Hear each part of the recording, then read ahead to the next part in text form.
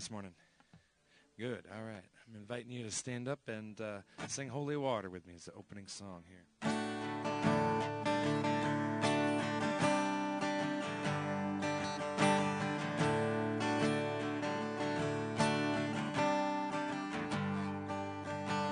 God, I'm on my knees again.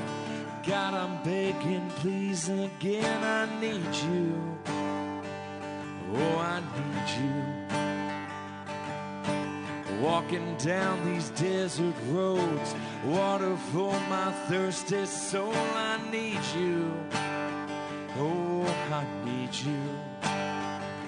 'Cause your forgiveness is like sweet, sweet honey on my lips, like the sound of a symphony to my ears. It's like holy water on my skin.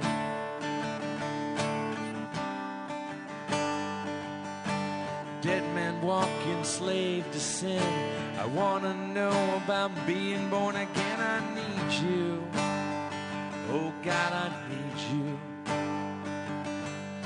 So take me to the riverside.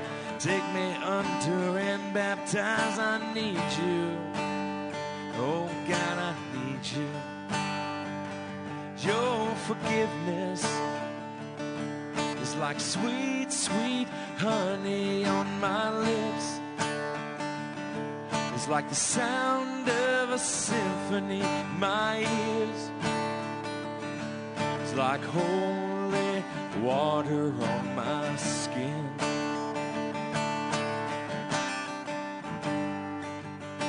Cause I don't want to abuse your grace. God, I need it every day. It's the only thing that ever really makes me want to change. I don't want to abuse your grace. God, I need it every day. It's the only thing that ever really makes me want to change. 'Cause I don't want to abuse your grace. God, I need it every day. It's the only thing that ever really makes me want to change. Your forgiveness is like sweet, sweet honey on my lips. It's like the sound of a symphony in my ears. It's like holy water. Your forgiveness is like sweet, sweet honey on my lips. It's like the sound of a symphony in my ears. It's like holy water on my skin. It's like holy water on my skin. It's like holy water.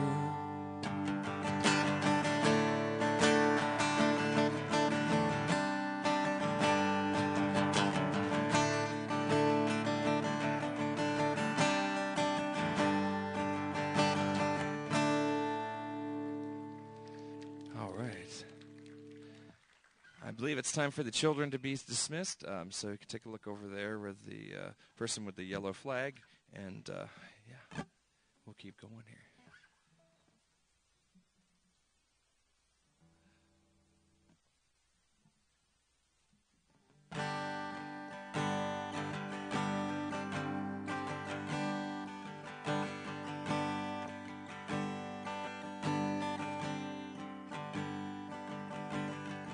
I'm calling on the God of Jacob, whose love endures through generations.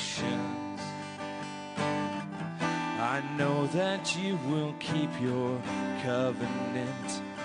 I'm calling on the God of Moses, the one who opened up the ocean. I need you now to do the same thing for me.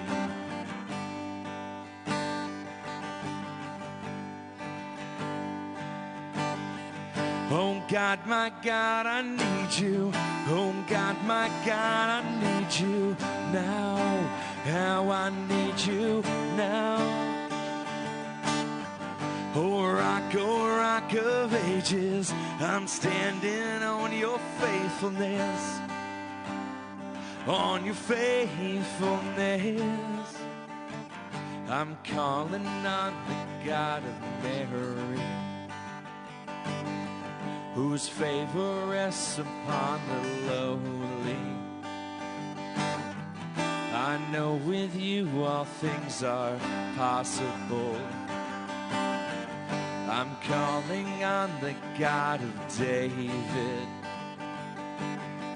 who made a shepherd boy courageous. I may not face Goliath, but I've got my own giants. Oh God, my God, I need you. Oh God, my God, I need you now. How I need you now. Oh rock of ages, I'm standing on your faithfulness. On your faithfulness. Oh God, my God, I need you. Oh God, my God, I need you now. How I need you now. Oh rock of ages, I'm standing on your faithfulness. On your faithfulness. You heard your children then, you hear your children now. You are the same God. You are the same God. You answered prayers back then, and you will answer now. You are the same God. You are the same God. Oh God, my God, I need you. Oh God, my God, I need you now. How I need you now. Oh rock of ages, I'm standing on your faithfulness. On your faithfulness. Oh God, my God, I need you. Oh God, my God, I need you now. How I need you now.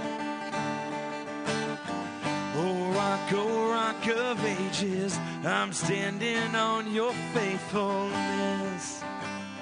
On your faithfulness. You freed the captives then, you're free in hearts right now. You are the same God.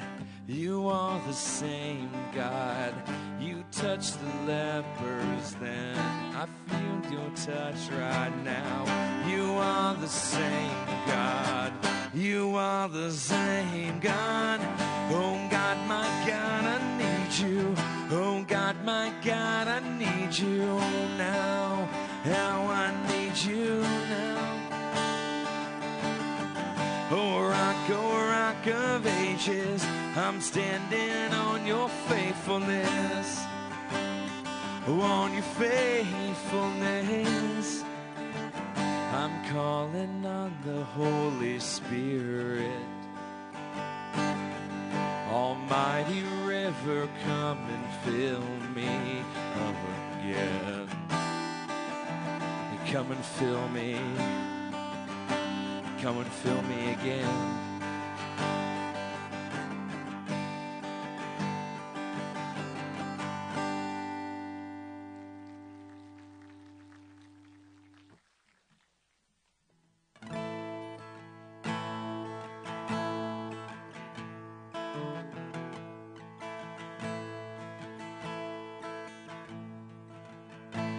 Lord bless you and keep you.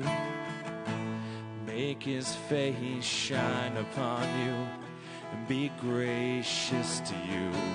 Lord, turn his face toward you and give you his peace.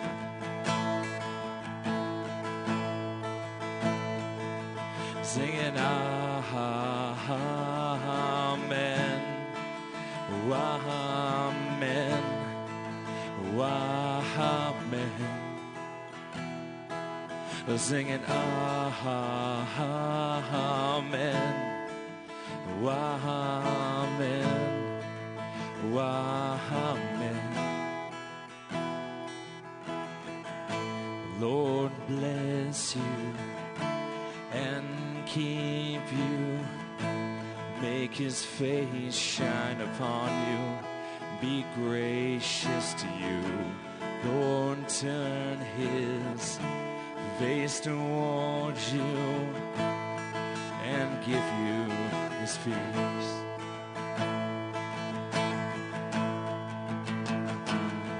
Singing Amen. Amen. Amen. Singing Amen. Amen. Amen. May his favor be upon you over 1,000 generations, and your family, and your children, and the children, and the children. May his favor be upon you over 1,000 generations, and the family, and your children, and the children, and the children. May his presence go before you, and behind you, and beside you, all around you, and within you. He is with you, he is with you, in the morning, in the evening, and you're coming, and you're going, and you're weeping, and rejoicing. He is for you, he is for you, singing Amen,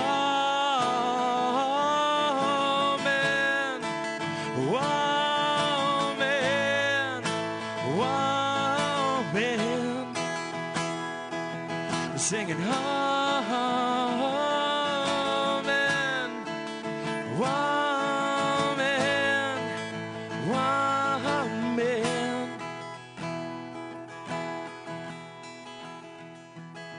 Singing Amen, Amen, singing Amen.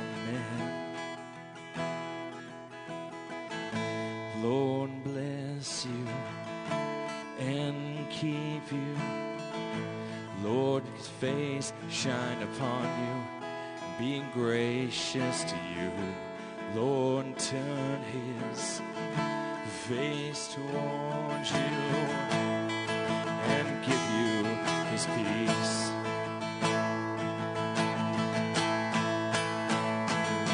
Sing Amen, Amen, Amen. Sing Amen, Amen,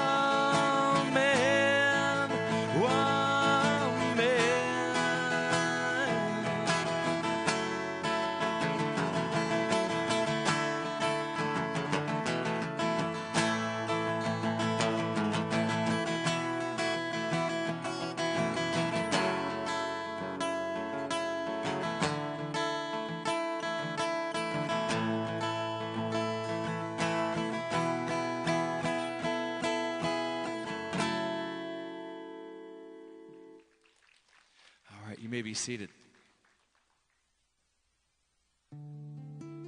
Why would a God, who is all-knowing, all-seeing, omniscient, and ever-present, want a relationship with me? I think about who I am. I'm just an ordinary person, a nobody. God wants you to know him.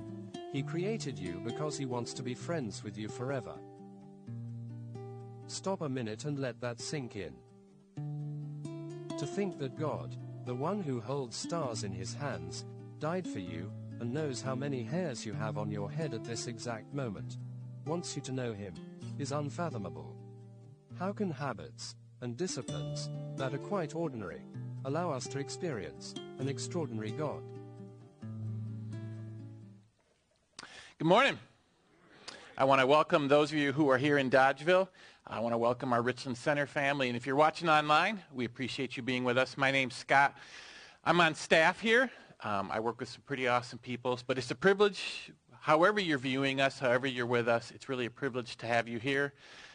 Thanks for taking time out of your schedule.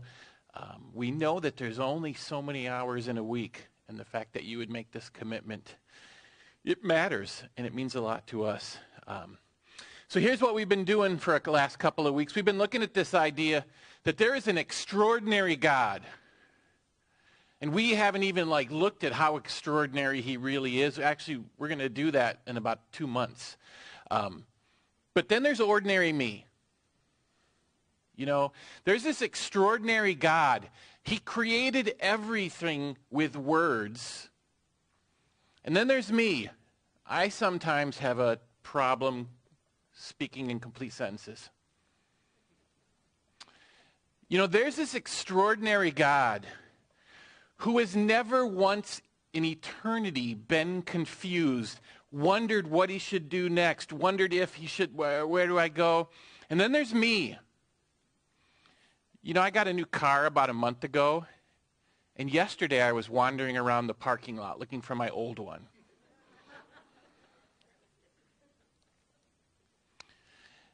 How does an ordinary person like me and like most of you, how do we relate to this extraordinary God? I mean, there's just no comparison.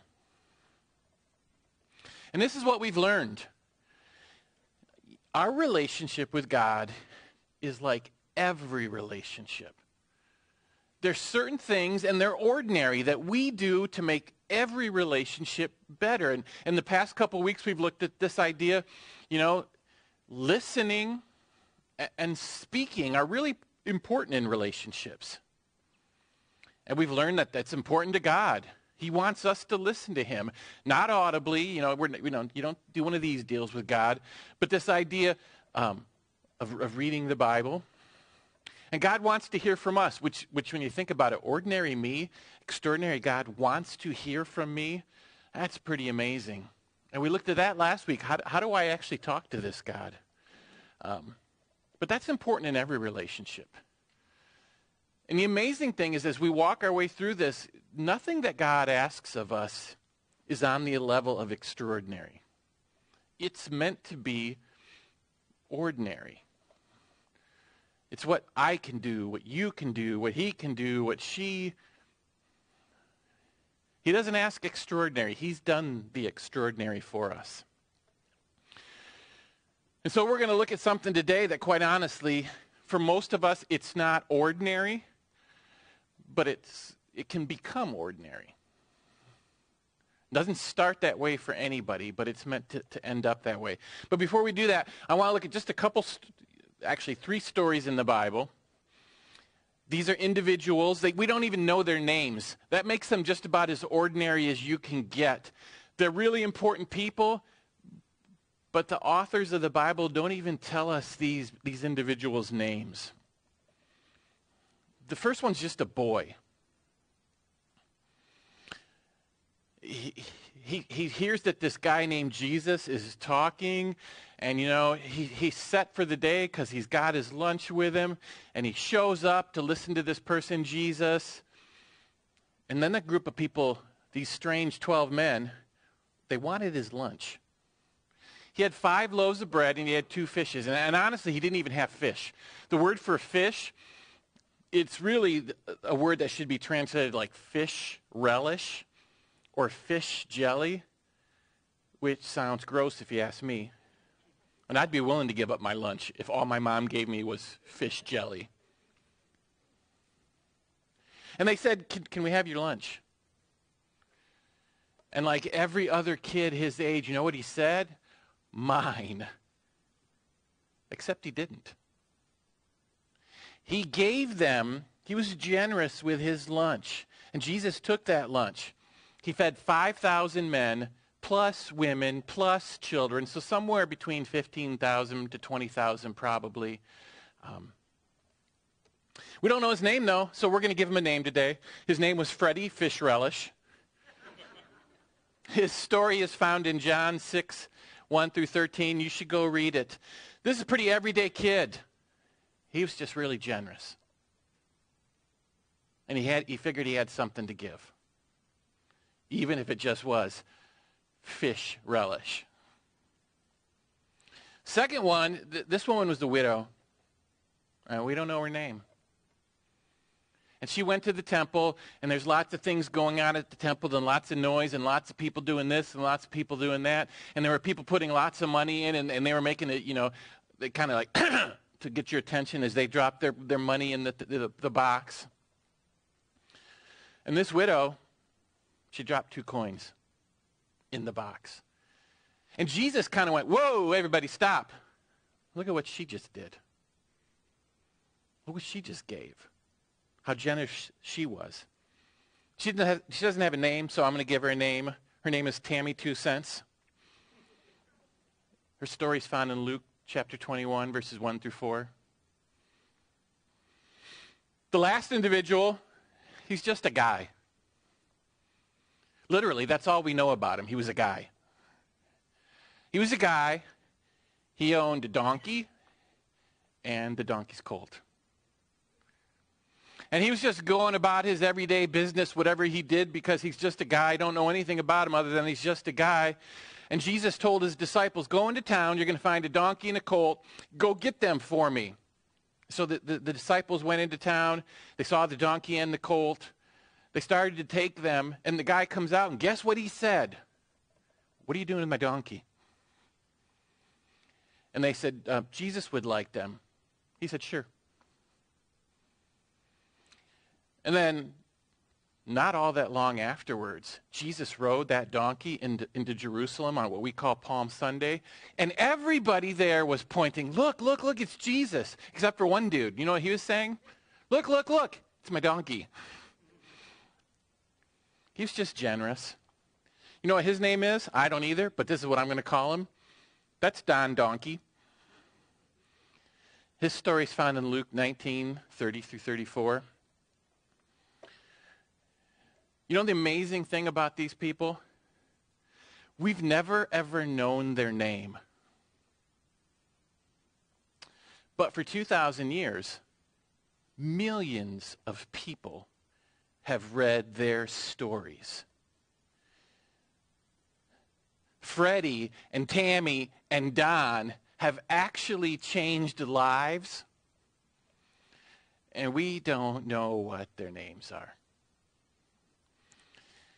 Today's topic is generosity, and here's what you need to understand before we start to talk about things. Generosity won't make you famous, but it will give you a place in God's story. Generosity is never going to make you famous. No one's going to write a book about how generous you were, but it will give you a place in God's story. And I know what you're thinking. Some of you are saying, oh, are we going to talk about money? No, we're going to talk about generosity. Because think about your relationships. In a healthy relationship of any kind, there's a point where you need to be generous. You need to give a little something. Just like you need to talk, just like you need to listen. Every relationship, there's got to be a little bit of give. I mean, I once had a girlfriend, and I didn't have very many of them. But she just wanted stuff all the time. I think that lasted a few minutes. Giving is part of our relationship. And you know what part of our relationship with God is? He would like generosity. And once again, remember, we're talking an extraordinary God and ordinary people. He would like generosity to become ordinary. And you know what? for most of us, generosity is not ordinary. A lot of us, we didn't have it modeled. We didn't grow up being generous. No one ever taught us to be generous. But you know what else? No one ever taught us to be selfish, did they? I mean, did mom and dad ever sit down with you when you were like, 3 or something, and you had a toy in your hand, and they said, that toy in your hand, just say, mine. And then when you mastered that, they went on to lesson number 2, which was, see that toy in little Billy's hand? You look at it and you say, mine. We don't do that. For every single one of us, selfish, it's kind of ordinary. Generosity seems to be, that's a God thing. That's kind of extraordinary. I don't think I can get there.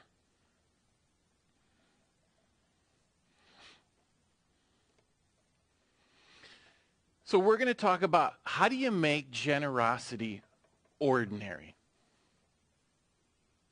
And I'm sure we've been in churches and you've heard the story about the person who gave their last $1,000 and the next day they got a shiny new pink Cadillac. That's not ordinary. That's weird. We're going to talk about ordinary. What does it mean to be ordinary when it comes to giving? And we're talking about your time.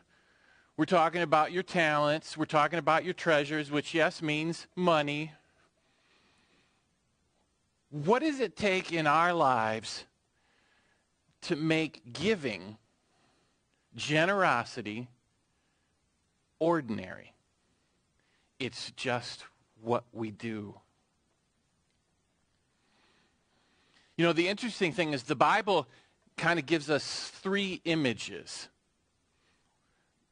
that relate to 3 attitudes about giving that people can have.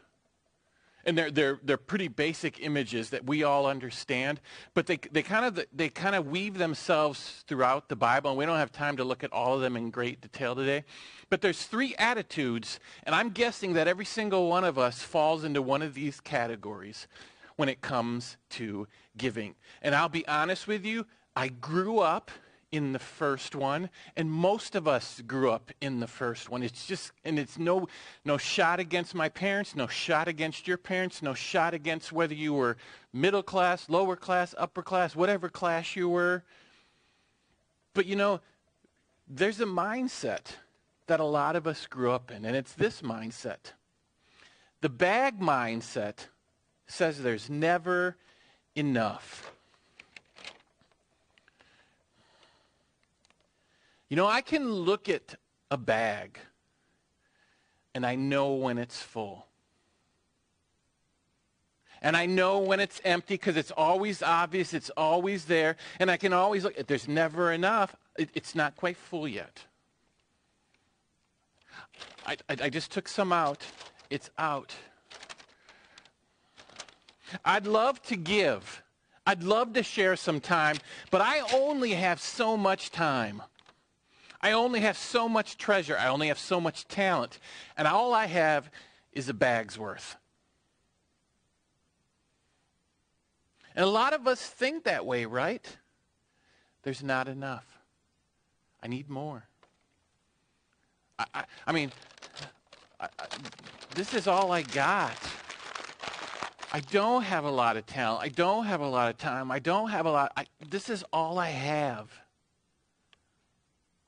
And let's be honest, in our culture, it kind of feels like there's holes in the bag right now, doesn't there? Because I keep putting stuff in, and it keeps coming out. That's not the first time it's happened in history. In fact, there's this portion in the Bible, in the book of Haggai, where we're told that people lived and they felt like there were holes in their bag. Listen to what Haggai 1:6 says. And this is God talking to them. You have sown much and harvested little. You eat, but you never have enough. You drink, but you never have your fill. You clothe yourselves, but no one is warm. And he who earns wages does so to put them in a bag with holes. Some of us, we have this attitude when we look at our lives, and we come by it honestly and naturally, and I do too, that my life, what I have, what I can offer, maybe fills up a bag. Don't have much. No great talents or skills. Not a whole lot of this, not a whole lot. What I have fits in a bag. And sometimes it feels like there's a hole in that bag. I put something in and it's not growing. I try to save time and I'm not saving time. Try to take care and I'm still tired. I try this and I still don't have enough. I'd like to give more, but look how much I have. I'd like to serve, but there's nothing there. I'd like to give. Nothing. I don't have anything.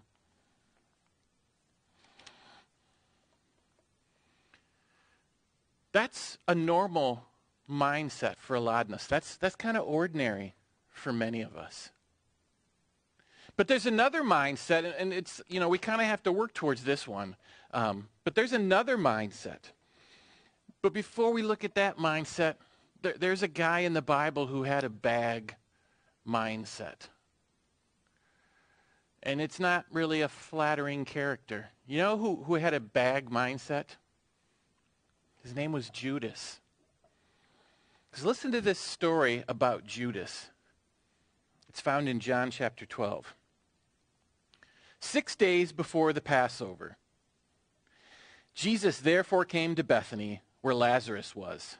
By the way, this means it happened on the Monday before Jesus died. Where Lazarus was, whom Jesus had raised from the dead. So they gave a dinner for him there. Martha served, and Lazarus was one of those reclining with him at the table. Mary, therefore, took a pound of expensive ointment made from pure nard and anointed the feet of Jesus and wiped his feet with her hair. The house was filled with the fragrance of the perfume, but Judas Iscariot, one of his disciples, he who was about to betray him, said, "Why was this ointment not sold for 300 denarii and given to the poor?" He said this not because he cared about the poor, but because he was a thief, and having charge of the money bag, he used to help himself to what was put into it. You know what Judas's problem was? The bag wasn't full. And he'd been carrying, even though he was with Jesus, he carried around a bag, and it was never full. And it was just a few days after this, and a lot of us know, you know what Judas did, right? He betrayed Judas for what? 30 pieces of silver, which at the time was a bag full. Some of us, this is our mindset when it comes to generosity. If I had more than a bag of time, a bag of talent, a bag of treasures, I'd give it if I just had more. And I'll give when my bag is full. I'll give when I have more time. I'll give when I discover my talents. But right now, this is all I got. But there's a second image in the Bible that kind of recurs throughout the Bible. And it's this idea. It's the basket mindset. The basket mindset says this: there is enough. And just so you know, when the Bible was written, nobody had this little rinky-dink basket that they stuck flowers on and put it in the middle of their table. Baskets were big like this, and actually they were probably bigger than this. And baskets were what you used to carry around your treasure. It's what you used when you went to the grocery store. It's what you used when you did business. It was what you had. And you carried around a basket. And you could tell how affluent somebody was by how full their basket was.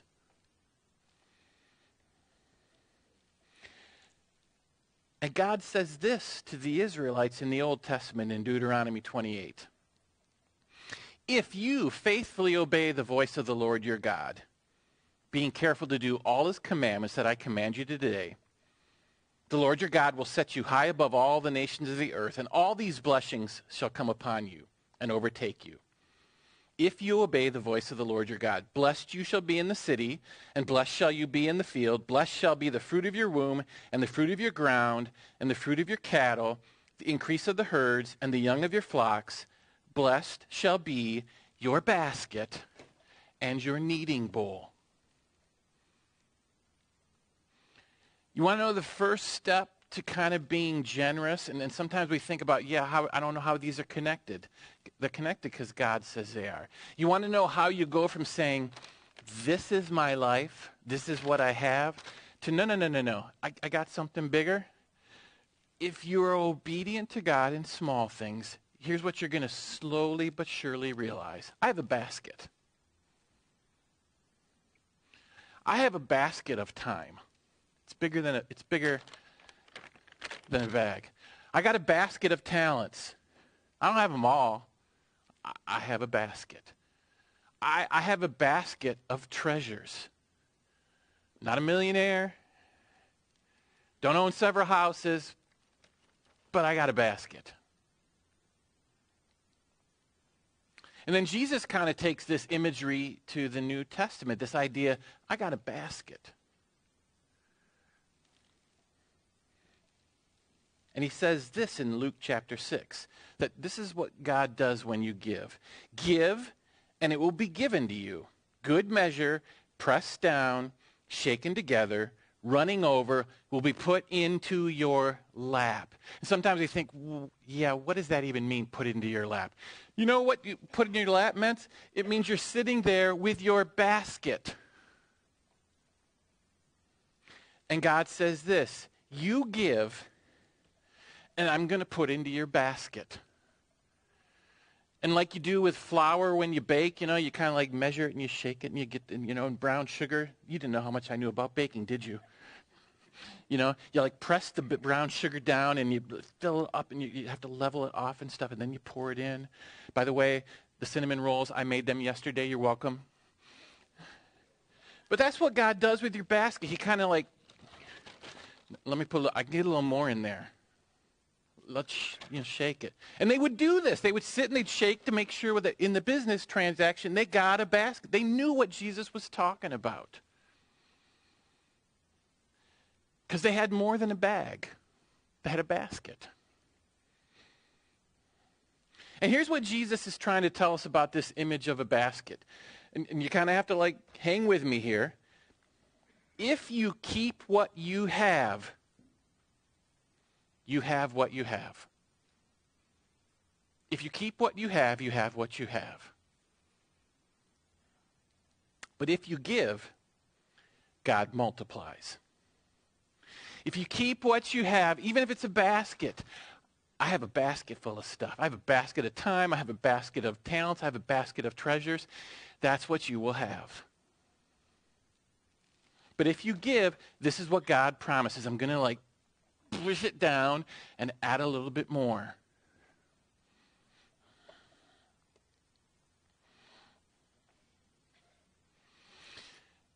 Some of you do this, and I'll admit I do it too. It's kind of like, when you're at a fast food restaurant and you're getting ready to leave and you've got the cup and you go over to fill the cup up. You do this, because I do it too. You fill it up and then you let the bubbles go away. And then you fill it up again, and you let the bubbles go away. And then you get it completely full as you can, and you get in your car, and, of course, you spill it on your dashboard. That's what God does with you and I, except he doesn't spill on the dashboard. That's kind of the image here. If I'm willing to give, because I got a basket, if I'm willing to give, God's going to make sure it gets filled up.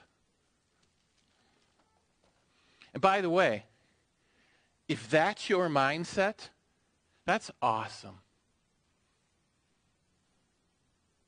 It's amazing to look at yourself. It might even be close to being extraordinary to look at yourself and say, no, no, no, no, no. This is not my life. This is my life. And I believe that God multiplies when I give. And if that's you, that's fantastic. But you know what? There's something bigger. There's a bigger image that God has for your life. And it's this image, it's this attitude that I would like to live in. And here it is. The barn mindset says, I get to give. Running through the Bible when it comes to this idea of generosity is not that my life is a bag. It's not even that, as good as this is, it's not even that my life has a basket's worth of stuff. The bigger image, if you read the Bible, your life is more like a barn. And you know, for a brief moment when I was working on this sermon, I almost was going to say this at this moment. So keep your barn door open. But then I realized that's probably not a good thing. But you know what? Barns, I didn't grow up on a farm. But I grew up in southwestern Michigan, and I literally, if you name a fruit or a vegetable, at some point I picked it. Because there were farms everywhere. And you know the amazing thing about barns? Is things always go into barns, but things are always coming out of barns. One of the things I loved picking the most when I was younger, I loved picking asparagus. I hate eating asparagus. So don't give me any of your asparagus. But I loved picking asparagus. You know why? I don't know how they do it anymore today. But this is how I picked asparagus. We would walk into the barn, and they had these little like scooter deals that you would sit on, and you would go down the rows, and you would pluck them off, and if they didn't break, they weren't ready to come yet, and you put them in the bucket as you go down, and you kind of like, the scooter would drive with your feet and stuff. But you had to go into the barn to get the scooter to come out to get the asparagus. And at the end of the day, the scooters went back in, and the next day, the scooters came out. Because barns are not meant for just storing, are they? I mean, cows go into barns, and milk comes out. Or dinner. Chickens go into barns, and eggs come out. Tractors go into barns, but they don't accomplish a lot if that's where they sit.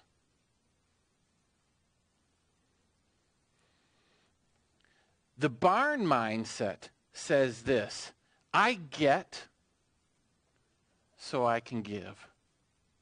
I get things from God so I can give. Does that mean I just give everything away? No, because you don't do that in the barn. You always have stuff stored in a barn.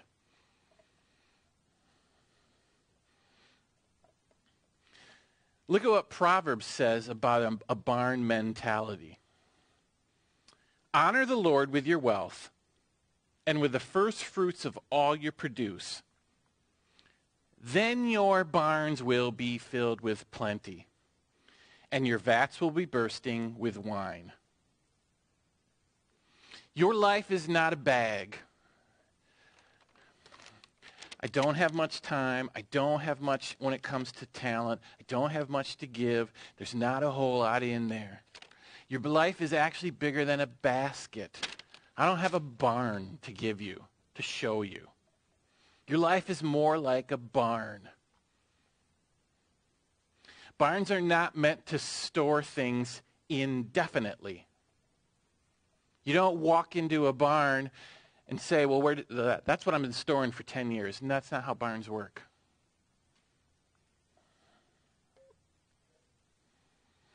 In a barn, you put things in so they can be taken out. And then God gives more.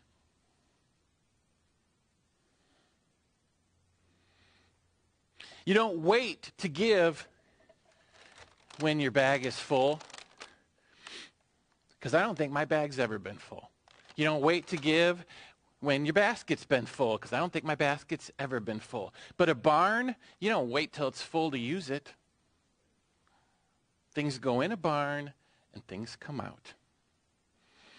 Look at what Proverbs 21:26 kind of says about our attitudes. People all day long, people crave and crave, but the righteous, they give and they don't hold back. You know that's not ordinary. You know how you make it ordinary? My life's a barn. There's a lot of stuff in there that ought to come out for people.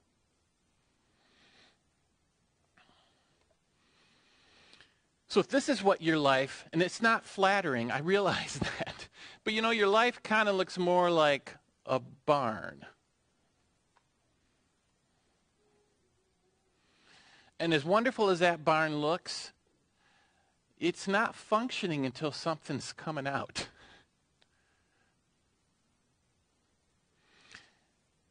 So what does that look like for you and I? You know, sometimes the way that we become ordinary when it comes to generosity is we got to remember what's coming out, not just what we're putting in. Because if all I ever think about is I'm giving up time, I'm giving up talent, I'm giving up money, then I'm going to be looking in the bag all the time. So, well, you know what that means, practically speaking? It means that there's some of us here, you're kind of comfortable around computers. You got a little tech savvy. You're not afraid of buttons. You're not afraid of lights. You're not afraid of sounds. And you know what? You should be serving upstairs.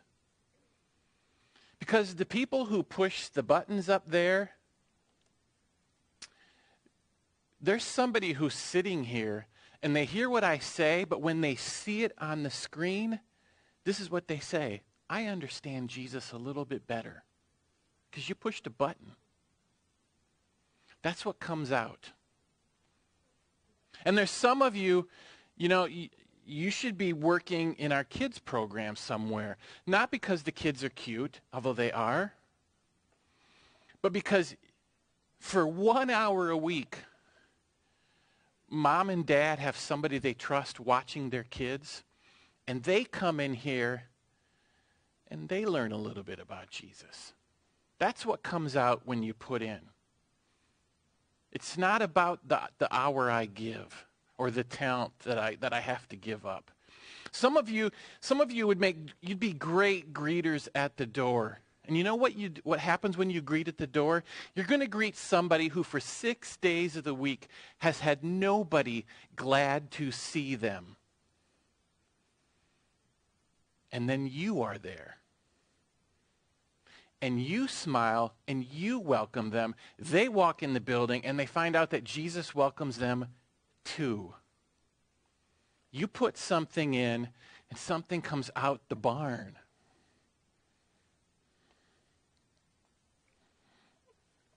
You give an hour and a half to hang out with teens on a Wednesday. And you know what comes out the barn? There's a group of teens that realize there's some adults that care for me, and maybe Jesus does too. That's what comes out the barn. And some of us think to ourselves, well, when it comes to money, I don't give very much. Well, the lights stay on, and the heat stays on, and more people grow closer to Jesus because you do that. That's what comes out the barn. And you give some money, and you know, we have this great curriculum that we use with children. They're not just back there playing all the time. But we have this great curriculum. We have a plan. So those kids are learning about Jesus because you give.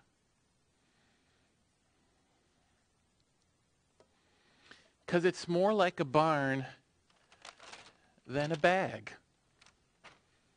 You put in, something comes out. And I get it. You give, and we pay people, including me. But you know why you do that? It's not to pay me. It's because 2 weeks ago, I got to help 3 families pick out a Bible for themselves. You did that. Last week, I got to help a couple of couples. I guess that, you know what I mean by that. They wanted help just trying to learn how to pray together. You did that. That's what came out of the barn when you give. You know, I earlier this week I was thinking about this, and it just kind of like, the light finally went on. And trust me, the light doesn't go on very often for me. We do this thing at Hidden Valley called the Monthly Serving Focus. And if you're new, Monthly Serving Focus is exactly what it's called. It's monthly, and it's a focus outside our walls. And you'll hear about this month's a little later on.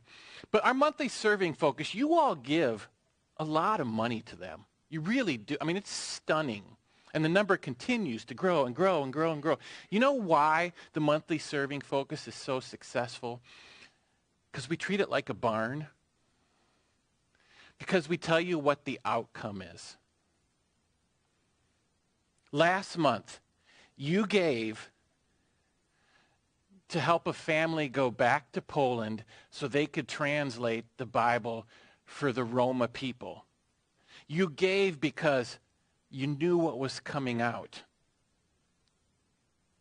And this month, and we'll have some details a little bit later, this month you're giving to help erase school debts. And you know what? We had a family tell us, my child's debt was erased because of what you did. We treat the Monthly Serving Focus like a barn. We put things in and we talk about what comes out. And you know what? Maybe we need to do that when it comes to our time and our talents and our treasures with general things. You know why we need you to serve and to give time? Because it's a barn. And I have no idea what's meant to come out if you could give an hour a month to serve at Hidden Valley. I just know that if you greet people, they're going to feel welcome, and then they'll feel welcomed by Jesus. If you help kids, you're going to change this generation and the next generation. If you're willing to help us with the sound or with the lights or with this or that, you're helping people get closer to God. That's what's coming out. And it's the same thing with your money. You're helping people. You're helping something come out of the barn. It's not just about my bag.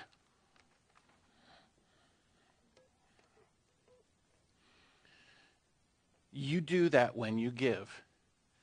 And just to be completely honest, you know what? We need some more time from some people. Not all of you, but we need some more people who'd be willing to give an hour a month.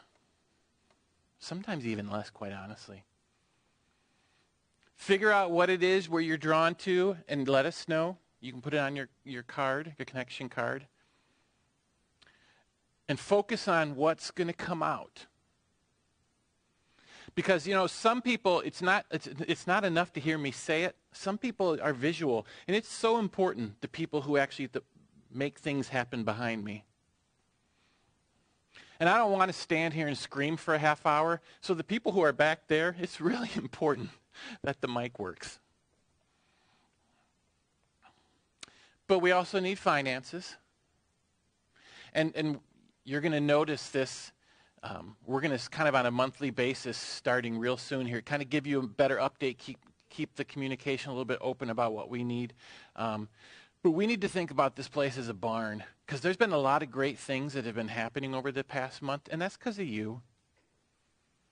It's because of people who give time and talents and treasures, who realize it's a barn, and you may have never thought of those terms, but it goes in the barn and it comes out.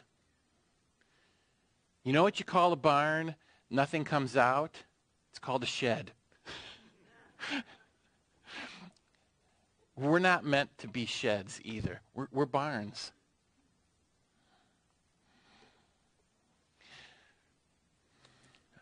A lot of us are like bags, and I still struggle sometimes about thinking is my life. This is it. This is all I got. Some of us have graduated, and you realize that you're kind of it's a basket. I got a little bit, and God's going to give when I multiply, and He'll press down. But you want to know what really the Bible's picture for my life and your life is? It's a barn. He gives you things, and they're supposed to come out. Doesn't mean you don't take care of your family. Doesn't mean that you don't plan for the future. But He gives you things are supposed to come out.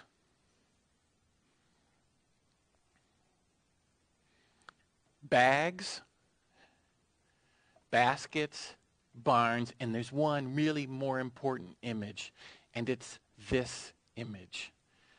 It's the cross. Because I told you, what God asks of us is ordinary. He's asking us to look at our lives like a barn. And it's supposed to be ordinary. What God did with Jesus and His generosity, that's extraordinary. God will never ask you to hang on a cross. He won't even think that of you. He just wants you to treat your life like a barn. And if you're new to Christianity, if you're new to Hidden Valley, hear this. We don't want you to put stuff in the barn until you know what Jesus did for you on the cross. Start there. And in fact, maybe the most famous Bible verse says it all about how generous God was to us. It's John 3:16. It says this: "For God so loved the world that He gave His only Son." That's generosity. "That whoever believes in Him should not perish but have eternal life." And that's the first place we start. We first start with God's generosity. And don't ever think that God has not been generous to you, because He has. And so what He asks of us, it may not feel like it, but it's kind of ordinary. And I have to close with this, because I've closed each message in this series has closed with this phrase. And if I didn't do it, some of you would feel bad. When it comes to generosity, practice makes progress. Practice makes progress. In other words, if you walked in here today and this is how you view your life, practice makes progress. I'm going to start to think this way a little more about my stuff and who I am and my time. And I'm going to give an hour a month to serve. Just tell me where you want me to serve, or I can tell you, whatever. And I'm going to start by giving a small amount on a regular basis. I'm going to put something into that barn on a regular basis. And if you're the basket, let's start to really think about that barn thing.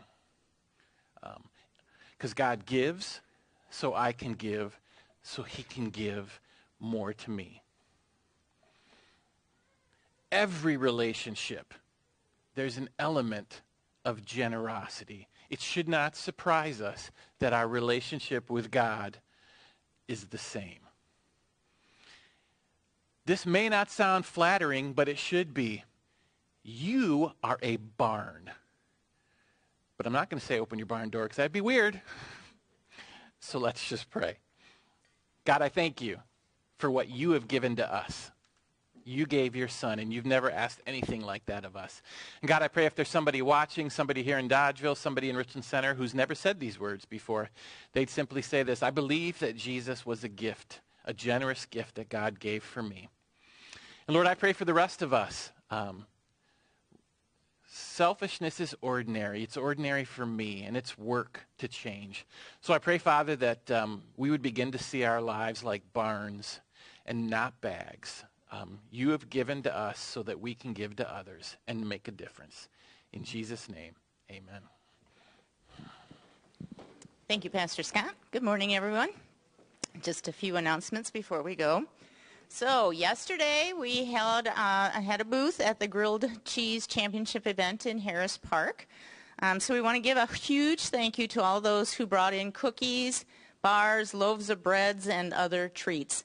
We did not have that many signed up online or through our connections card, so we were a bit concerned. But the goodies just kept coming in on Saturday morning, and we are truly grateful. Despite the cold weather, there was great turnout at the event, and I think that our booth did quite well. So a big thank you to Terry and Phil, Tracy, Denise, Karen, Danielle, and Pastor Scott for giving all or some of your day to help us. People were very generous with their donations to our Eliminating Student Lunch Debt campaign, and I'm excited to announce that we collected $1,358 yesterday from our bake sale. That's amazing. Way to go. So I'm sure that you saw the table in the lobby set up with all the leftovers. I mean, amazing, all the food that just came in yesterday. So let's add a little bit to that total by buying some goodies after the service this morning. Everything's $1, so make sure you grab something before you head out today. So if you're new with us today, and Pastor Scott already kind of told you what our monthly serving focus is, for April it is Erase the Slate, based on the idea that no child should have to worry about being able to afford a hot lunch at school. So there's several ways that you can help us meet this gigantic need. You can give financially through our online giving portal at hiddenv.com, and you can pick the Dodgeville Monthly Serving Focus in the drop-down box. You can use your offering envelope today, and you can put your check or cash in there and just check the box for the monthly serving focus. Or you can put your spare cash or coins in the donation jar that's on the information center counter. You can also help us get the word out when you see our posts on Facebook, that you could help us promote the campaign. If you would just like that post and maybe share it to your own page so that your friends and your family can get involved in helping our community, because this isn't just a Hidden Valley focus. It really is a community need, and that many people might not be aware of. So we have something really fun and special planned for next Sunday, April 28th. Mother's Day is coming up on May 12th, and we would like to have a special gift for our moms and grandmas this year. So we're going to be setting up a photo booth in the Kids Zone room back in Adventureland. It does not matter if your child is 3 or 33. We want to capture this moment in time. So whether you're a mom, a grandma, a stepmom, a foster mom, or you play the role of a mom for someone, we want to honor you. So we're going to have a photographer back in the room on site from 8:30 through 10:30. So help us get the word out. Invite that special woman to church next Sunday, whether it's your mom or your daughter, and have a picture taken to capture this moment. We will be having your 5x7 picture printed, and the kids will be making special envelopes for the prints and giving them out on Mother's Day, May 12th. So do not forget, Picture Day is next Sunday, April 28th. As always, we ask that you fill out your connections card and let us know that you are here today. Let us know if you're a first-time attender, as we would love to send you a small gift in the mail. Let us know if you'd like to receive our weekly newsletter or if you have a prayer request. Take a look at our takeaway question at the bottom of the card. Let us know what you learned from the message today. We love to see the different perspectives of all of our attenders. You can drop your connections card and offering envelope in either of the offering boxes by the double doors as you leave today. Pastor Scott will be up front if you would like to meet him or have him pray with you this morning. If you're able, help us stack up the chairs before you leave. They get stacked 8 high, and the legs have to line up. There's 3 trolleys here along the wall to help move the stacks to the sidewalls. We really appreciate your help in making this gym available for use during the week. My name is Lori, and on behalf of all the staff and volunteers here today, I want to thank you for making Hidden Valley a part of your Sunday morning. It is our hope that the service this morning has been a blessing to you. Take a minute to say hi to your neighbor before you leave. Make sure you grab some goodies on your way out. Enjoy the rest of the weekend, and we'll see you again next week.